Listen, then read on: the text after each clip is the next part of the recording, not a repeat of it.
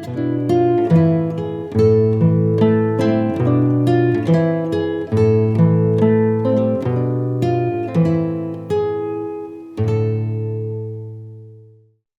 alegria! Estamos mais uma vez trabalhando o nosso programa Espiritualidade na Ação, e hoje a temática é muito nobre: espiritualidade e o trabalho, a luta por justiça, que é uma missão de todos nós.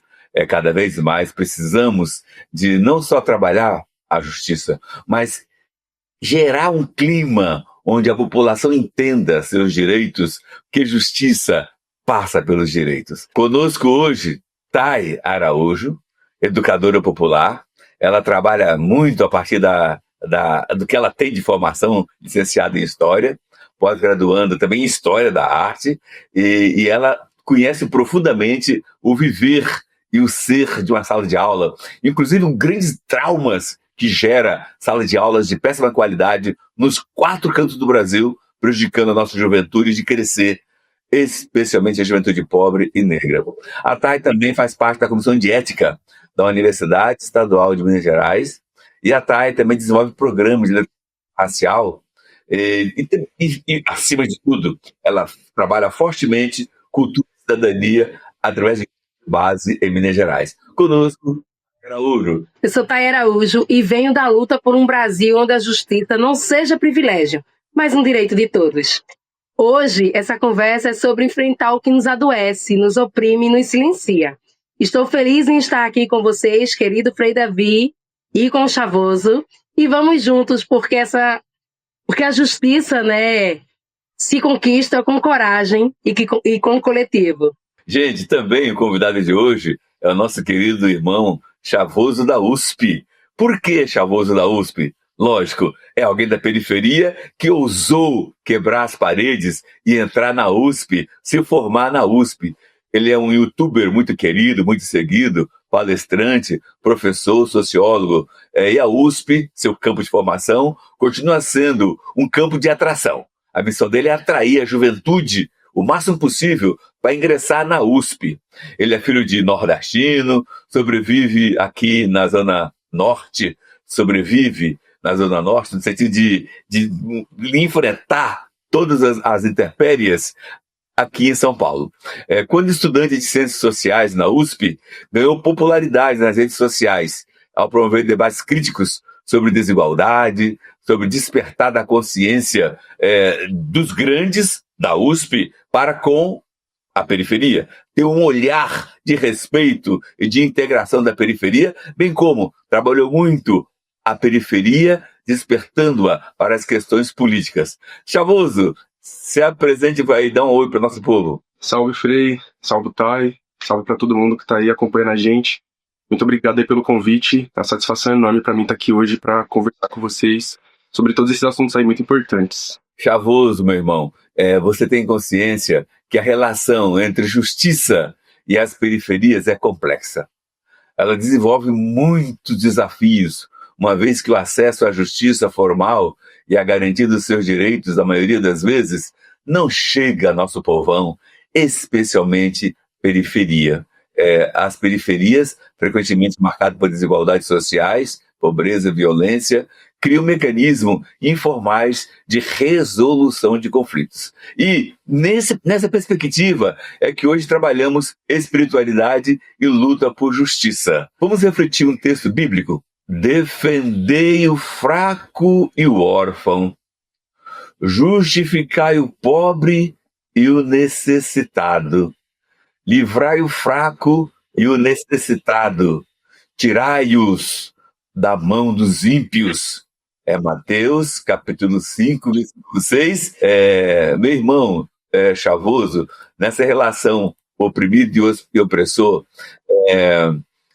quais são, na sua visão, os principais fatores que dificultam o acesso da população periférica à justiça em todas as suas dimensões?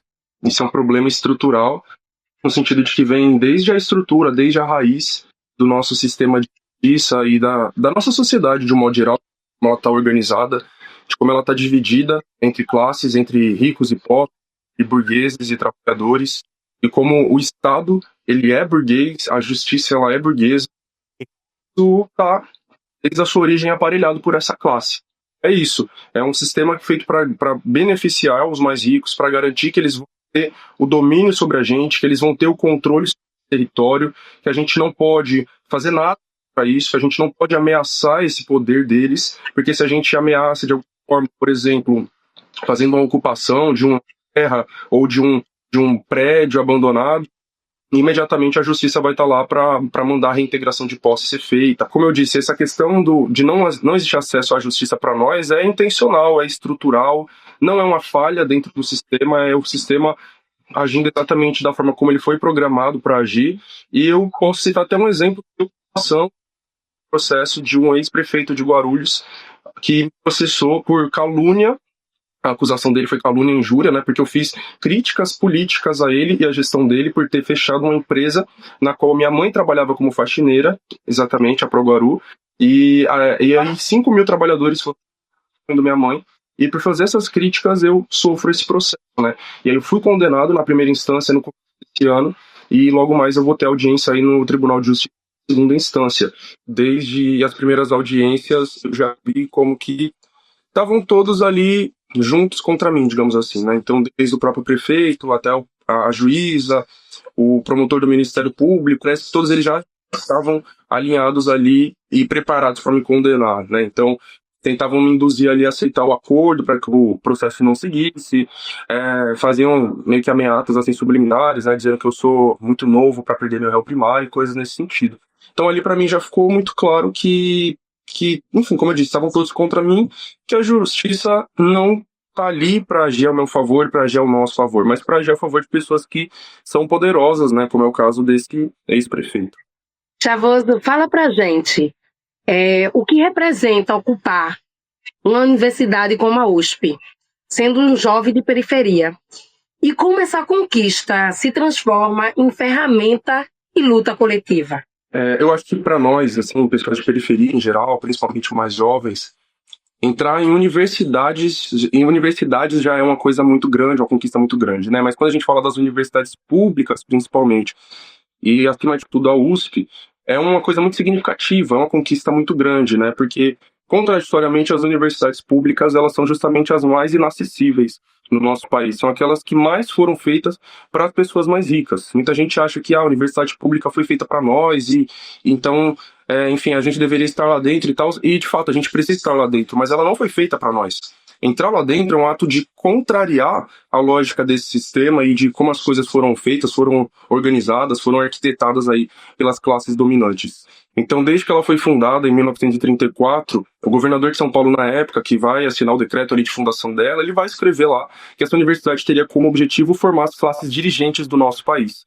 E a gente vai ver que de lá para cá, vários presidentes, governadores, ministros, pessoas muito poderosas e importantes se formaram na Universidade de São Paulo. Eu mesmo estudei com filhos de ministros, filhos de políticos, netos de políticos, pessoas que se tornaram políticas também, ou que, enfim, trabalham na política, né, em cargos de assessores parlamentares e coisas nesse sentido. Então eu penso que a gente estar nesse meio, conseguir entrar lá dentro, é uma coisa muito significativa para nós, pessoalmente, para as nossas famílias e para as nossas quebradas e para o nosso povo de um modo geral. A gente precisa massivamente para conseguir mudar a estrutura daquele lugar, para conseguir mudar também a nossa sociedade, né? Então esse lugar que é tão poderoso, que tem tantos recursos, tanto potencial, que tem formado pessoas tão importantes, poderosas para a nossa sociedade, ele precisa estar ao nosso serviço e não ao serviço dessas elites, dessas classes dominantes, né?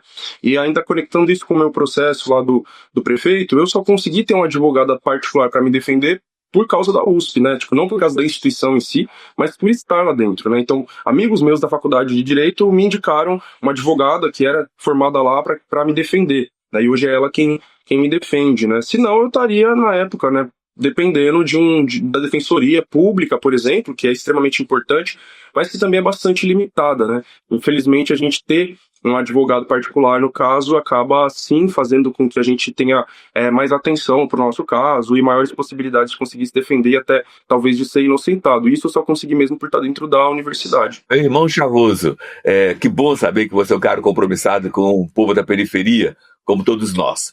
Você tem consciência que em 2024 A polícia brasileira matou 3.247 pessoas, 17 pessoas por dia.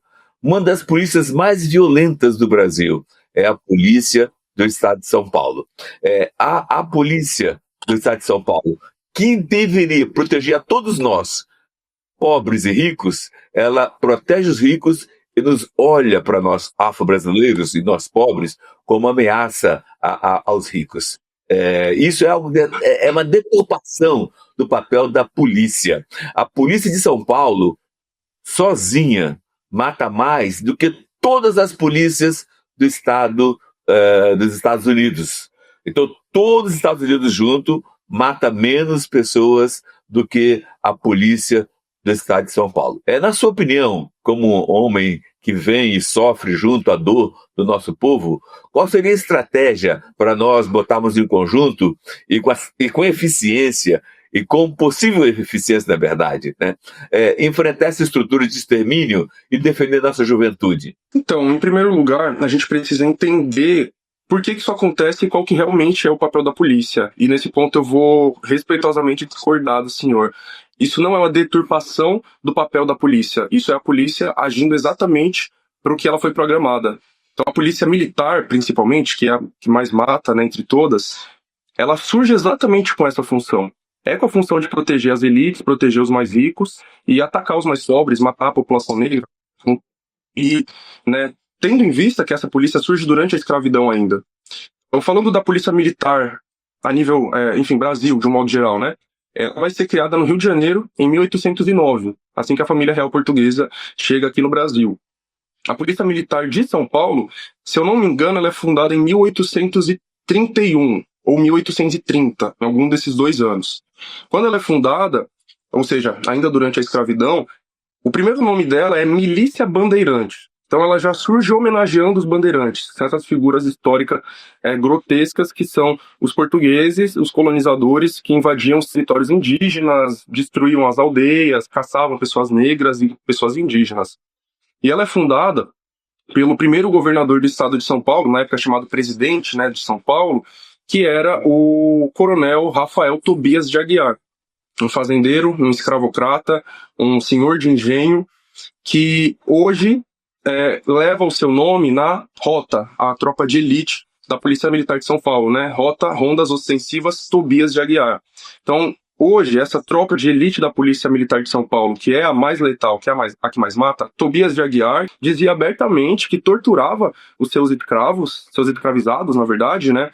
Tem uma carta dele, onde ele falava pro Luiz Gama, que ele meio que convidava o Luiz Gama para ir até a sua fazenda, ver ele torturando os seus escravizados. Então esse homem é o responsável por criar a Polícia Militar do Estado de São Paulo e até hoje ele é homenageado pela Rota. Então, enfim, esse é um ponto. A partir dos anos 1820 vai se extinguir o cargo de capitão do mato, que era aquele negro escravizado, que era um funcionário privado, um escravizado privado de um senhor de engenho que tinha a função de ir caçar e capturar e depois castigar outros negros que fugiam da escravidão. E esse papel vai ficar a cargo da Polícia Militar. No caso do Rio de Janeiro, a partir dos anos 1820 e depois no restante do Brasil também. Ou seja, a Polícia Militar é literalmente uma herdeira dos capitães do mato.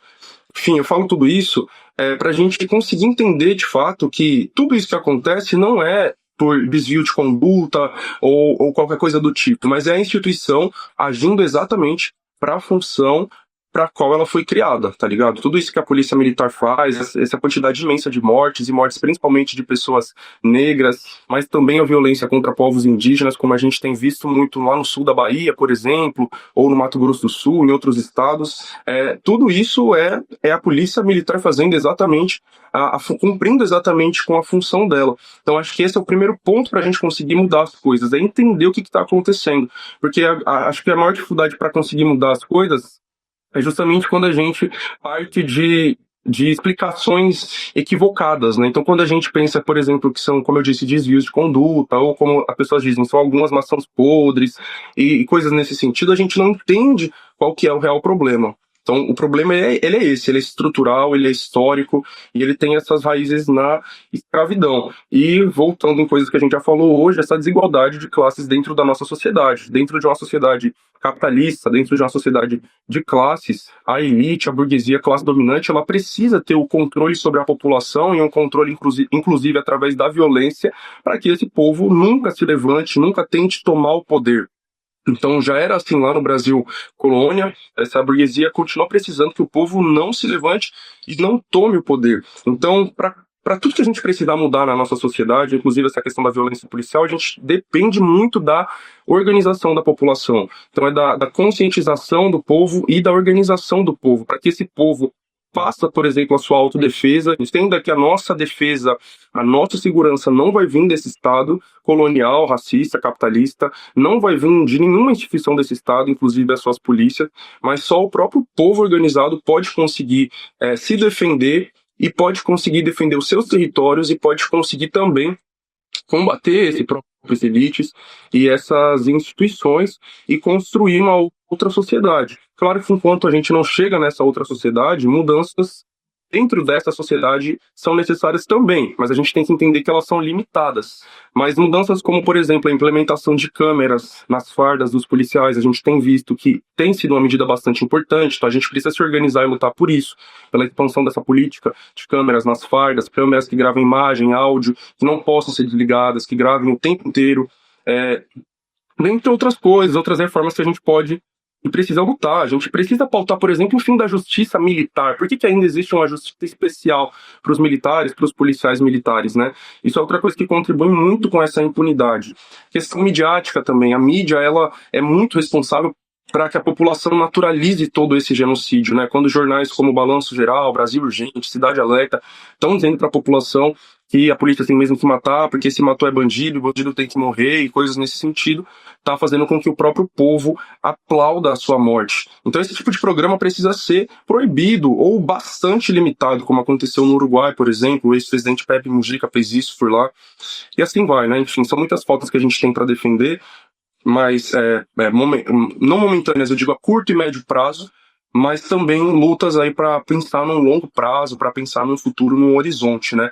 Mas tudo isso vai depender unicamente da organização do nosso povo e da conscientização, do acesso a essas informações que eu passei aqui e muitas outras que também não vai dar para passar nesse momento, né, pelo tempo limitado, mas que eu falo muito nas minhas redes, então convido todo mundo para acompanhar, para ter mais informações sobre isso.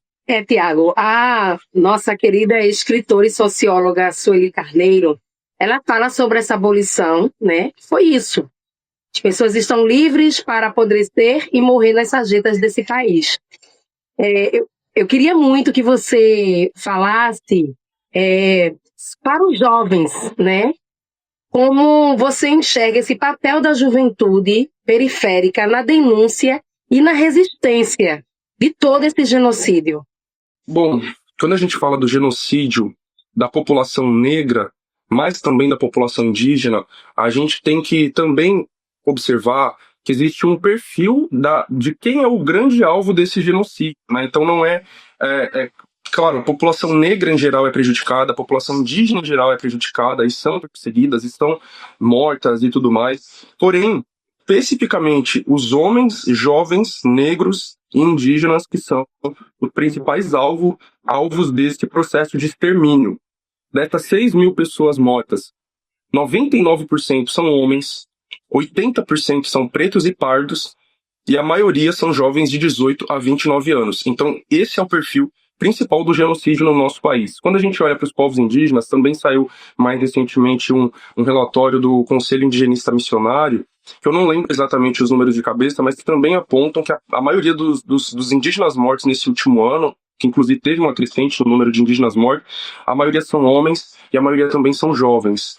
Então, parece que parece não, né? Tem muitos estudos que falam sobre isso, né? Como que esse genocídio, ele é direcionado para esse homem que está em idade de reprodução, tá ligado? Principalmente. A intenção é mesmo impedir que esse homem negro ou esse homem indígena possa deixar descendentes. E a mulher negra? Aí o projeto colonial, o projeto racista, o projeto dessa república também racista, é fazer com que essa mulher negra seja uma fábrica de geração de novos indivíduos, mas também de um homem branco, né? Então, quando a gente vê, por exemplo, o quadro A Redenção de Cã, que é um grande símbolo do projeto de branqueamento da nossa população, a gente vê nesse quadro uma mulher preta, uma mulher parda, negra de pele clara, um homem branco e um bebê branco, né, que é o filho desse casal interracial. O que a gente não vê nesse quadro é o homem negro. Então, a mulher preta, muito provavelmente, foi estuprada pelo seu senhor, pelo seu dono, né, branco, que não vai assumir um relacionamento com ela, né? Então ele tem ali eles têm uma filha que nasce negra de pele clara ou parda. Essa mulher vai ter um filho com um homem branco, e aí esse filho nasce branco e a família foi embranquecida. E onde que está o homem negro nesse quadro, nessa pintura? Ele não aparece porque o projeto de Brasil, seja o Brasil Império ou o Brasil Colônia, não inclui esse homem. Esse homem ele tem que estar sendo morto ou preso, encarcerado, né?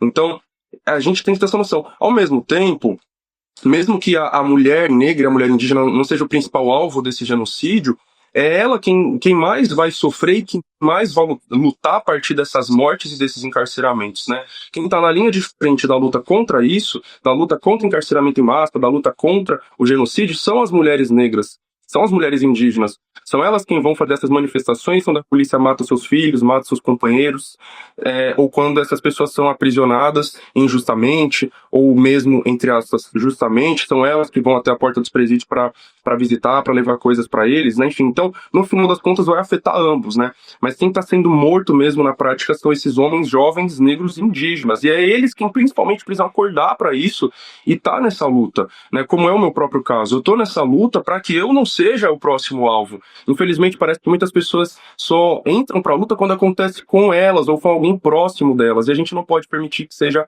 assim. Por isso que eu estou sempre falando, principalmente para a juventude, para essa juventude negra, periférica, indígena também, mais recentemente estou tendo mais contato com ela e conseguindo e tentando, né, fazer essa organização, essa luta, trazer essas pessoas para a luta organizada, somar com esses movimentos de mães que já existem, por exemplo. Mas enfim, né, isso aqui que eu falei tudo foi mais no sentido da luta contra o genocídio, a violência policial e o encarceramento em massa. Mas a juventude ela tem um papel muito importante em todas as lutas, em todos os processos de transformação da sociedade. Estamos no programa Espiritualidade na Ação.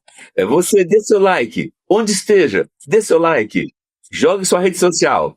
Vamos fazer o debate com o nosso irmão Chavoso da USP, atingir a juventude e toda a sociedade. É um tema necessário demais. A busca da justiça social é espiritualidade? E essa é a pergunta que eu faço ao Chavoso. Chavoso, todas as religiões têm sua espiritualidade. A pergunta é, perpassa pelas religiões a busca por justiça como sendo um instrumento forte da espiritualidade, da sua visão? Sim, acredito que sim. Justamente por isso, os poderosos, os mais ricos, eles tentam manipular as religiões a favor deles, né, para impedir que o povo lute, né, por justiça, por exemplo, lute contra as desigualdades. A gente, no Brasil, tem como principal religião o cristianismo, né, dividido aí entre o catolicismo e o protestantismo, são as maiores religiões do nosso país. Eu fui criado como protestante, como evangélico, e eu passei por algumas igrejas aí ao longo da minha infância e pré-adolescência, mas atualmente eu sou um e dentro da Umbanda e dos terreiros e religiões de matriz africana, eu acho que é muito nítido, né, essa luta pela justiça, contra as desigualdades, contra as opressões, contra o racismo e tudo mais. Mas dentro do cristianismo isso também está muito presente. Só que, como eu falei, por conta dessa manipulação que as elites fazem em cima das religiões, e principalmente do cristianismo, que é a religião mais popular entre o povo brasileiro, entre o povo mais pobre, muitas pessoas acabam não fazendo essa associação. E aí, se você é uma pessoa cristã que diz lutar, né, contra a desigualdade, contra as opressões e tudo mais, hoje no Brasil você é taxado de comunista, como se fosse uma coisa negativa, taxado de tudo quanto é coisa, né, esquerdista e por aí vai. A gente vê, por exemplo, toda a perseguição que o padre Júlio Lancelotti sofre. Mas no fundo o que a Bíblia está dizendo é justamente isso, né? Bem-aventurados são aqueles que são perseguidos por lutarem pela justiça, né, por estarem aí lutando contra as injustiças. Enfim, o racismo religioso e toda a perseguição aos terreiros, às comunidades tradicionais, persiste até os dias de hoje. A gente acaba sendo meio que mais forçado a se politizar, a se posicionar, né, porque são as religiões mais perseguidas e que tem mais denúncias de violências e de tudo mais, são religiões de matriz africana. E quando a gente vai ver a filosofia dessas religiões, a forma de ver o mundo dessas religiões, a gente vê que tem tudo a ver com a luta por justiça, por uma luta revolucionária, por uma luta por transformação social, né? A gente tem o orixá da justiça, que é Xangô, a gente tem o orixá da guerra, que é Ogum. Então a gente tem deuses, né, que estão inspirando a gente a lutar, a ir para o combate, a ir para uma batalha por justiça, né? Chavoso, nós estamos em uma das plataformas mais revolucionárias da América Latina, Instituto Conhecimento Liberta. Não sei se vocês sabem, mas nós temos, a plataforma em si tem 6 vezes mais audiência do que a TV CNN. Ela ganhou o título de plataforma de maior confiança da sociedade brasileira. São dados importantíssimos. O ICL, Instituto Conhecimento Liberta, é uma plataforma de educação que une 3 pilares fundamentais da nossa existência enquanto pessoas que querem um mundo melhor, que queremos transformar. É o pilar político, o pilar cultural determinante para a transformação e o pilar espiritual. E para gerar esta energia constante desses 3 pilares, nós temos mais de 300 cursos que alimentam a formação de todos os membros do Instituto Conhecimento Liberta. Eu quero agradecer de coração todo mundo que assina o Instituto Conhecimento Liberta naquele método de ajudar a dar uma bolsa ao pobre. A Educavro tem mais de 6 mil pobres, só a Educavro tem mais de 6 mil pobres com bolsa do ICL, que estão crescendo no seu conhecimento a partir desta solidariedade de quem assina o ICL como solidário. Portanto, é uma ferramenta que está aí para gerar democracia, gerar transformação, gerar potência. Nessa linha, o nosso horário está estourando, mas eu gostaria de que a Thaí, que hoje está conosco, a última etapa dela, dessa primeira etapa, que desse uma mensagem final, Thaí, e depois o nosso querido Chavoso da USP desse uma mensagem final. A luta por justiça segue firme nas ruas, nas ideias e nos corações despertos. Um cheiro pro Chavoso, pro Frei Davi e a cada pessoa que esteve com a gente. Seguimos juntos, porque quem sonha com justiça não descansa. Muito bom. Chavoso, sua mensagem final pro povo. Bom, primeiro agradecer a Thay, ao Frei, por essa conversa, né, por esse espaço. Foi um prazer para mim estar aqui com vocês, a conversa foi muito boa.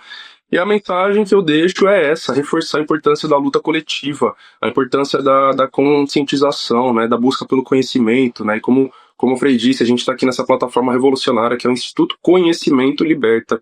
Então, essa ideia de que o conhecimento liberta, que inclusive é uma ideia que é bíblica também, né, de conhecereis a verdade vos libertará, isso é a pura verdade. A gente precisa ir atrás do conhecimento, atrás da verdade, compreender a história do nosso país, a história da formação de tudo isso, dessa sociedade, das suas instituições, e se juntar com outras pessoas que estão na mesma sintonia que a gente, que estão entendendo as coisas como a gente, que estão lutando pelas mesmas coisas que a gente está lutando, porque é assim que a gente vai transformar tudo.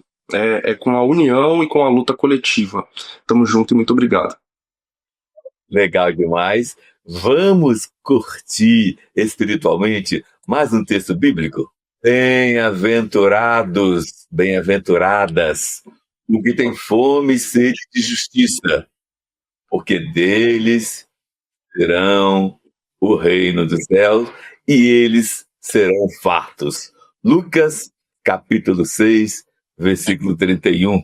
E é tudo isso que nós queremos para o nosso povo, ser alguém abençoado por Deus. E assim, a minha mensagem final é uma oração. Senhor Deus, obrigado, Pai querido, porque tem colocado pessoas marcantes em cada região do Brasil para ajudar o mundo a melhorar. A Thay, em Minas Gerais, o Chavoso aqui, nossa querida São Paulo, mas que também é uma pessoa que tem uma missão nacional. Pai, dê ao Chavoso, Pai, cada vez mais potência para ajudar a multiplicar jovens como ele, nos 4 cantos do Brasil. Pai, a juventude precisa de força, de instrumento, precisa de transformação. Abençoai, Pai, a todos que participam desse programa agora e vai, com certeza, dar um like, transformando esse programa em crescimento para todo mundo. Te peço isso em nome do Pai, do Filho e do Espírito Santo. Amém. Tchau. Amém. Tchau, tchau. Tem gente que ainda acredita que o Bolsonaro e a turma dele é simplesmente um bando de maluco que gosta de pegar o microfone e falar um monte de besteira. Agora, será que quando ele faz os ataques às urnas, quando ele faz os ataques ao STF, quando ele faz os ataques, aos líderes de partidos e ideologias que não são a dele, será que isso tudo sai da cabeça dele na hora? Ou será que existe um método? Será que existe um programa para poder minar e, no final das contas, destruir uma democracia? A melhor pessoa do mundo para nos ensinar sobre isso é Daniel Ziblatt. Ele é professor de Harvard e escreveu o best-seller Como as Democracias Morrem, livro que atingiu o primeiro lugar em quase todos os países do mundo democrático. Ele, Daniel Ziblatt, vai dar uma aula com exclusividade para o ICL no dia 28 de agosto. Uma chance única da gente poder aprender com um dos maiores intelectuais do mundo de graça. Aprender com um dos melhores professores do mundo de graça. Com tudo ali fácil para a gente poder entender, não tem outro lugar, é só no ICL.